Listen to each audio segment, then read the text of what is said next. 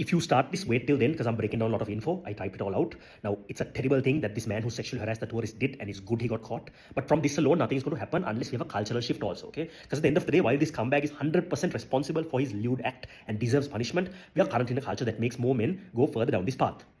We have a lot of ultra-conservatism here. We have patriarchal ideas which hurt men and women both. We have a lack of comprehensive sex education. It's really bad. Like some books, apparently they cover those pages even. In Western countries, teenagers don't need to hide that they have girlfriends or boyfriends. Dating is not seen as so controversial. A lot of them went to school together, so they're not suddenly thrust into adulthood knowing so little about the opposite gender. Unlike here, a lot of them go to single-sex schools. Also, their couple can probably spend the night at each other's place or even move in together at a young age, So it's easier to have a relationship. Here, it's often difficult for guys and girls to meet in the first place because there's a lot of community criticism and stigmatization happens. Are you this one's daughter and all, no?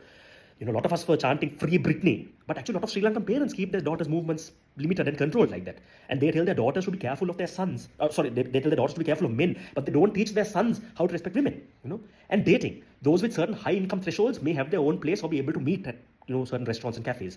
Those without those means, they may have to meet at malls or parks or beaches. And in public places, they're harassed or arrested by police, unless you're having sex in the park. It's not lewd to hold hands, even to kiss, But, as they say, we are more comfortable seeing men pissing in public than, kissing in public. These couples have no peace. And then when it comes to sex, those with high incomes, they can have their own places or maybe get a hotel. But others will have to do it in risky situations or places. Then again, they can be harassed, threatened that their identities will be revealed, blackmail, police being called. Again, it's not a crime for adults to engage in consensual sex in a private place. But our society and its structures treat it like one. Even to go on a trip out of town with a girlfriend can bring you a lot of criticism, Because there are still narrow-minded people here who will publicly condemn dating, sex, even a Sri Lankan woman wearing a bikini as taboo and shameful, even though they probably do far worse in private. Western culture has become like a boogeyman, a way of creating a fake villain to keep people in fear. Like there are good things in Eastern culture, there are bad things. Good things in Western culture, bad things, okay?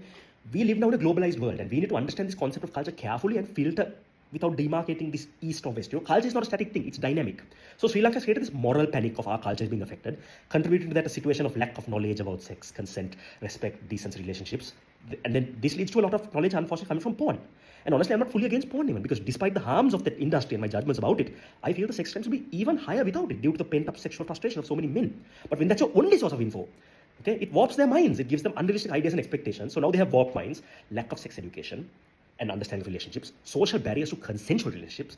And now this creates a very dangerous situation for women. And honestly, a situation which harms men too, like male suicide rate is quite high. So, like Sri Lanka, honestly, we often penalize consensual relationships while allowing harassment, abuse, and rape to go unchecked, which then creates more of that. System change has to happen from the forefront. Education, legal, criminal justice, all has to work together. Punishment for sex crime is important, but like the head of Hydra, another one will grow in its place. There'll always be another offender. Like this female tourist, the damage has already been done. I would rather focus on proactive solutions to prevent it from happening in the first place. I have seen some state and organization policies being set out, yet to see how it's implemented, but it's not just them, okay? Society itself has to play its part. Don't let your creepy friend get away with pervy behaviors, but don't let your misogynist uncle spew his bigoted Victorian nonsense either, because he's also part of the problem. Hold them both accountable.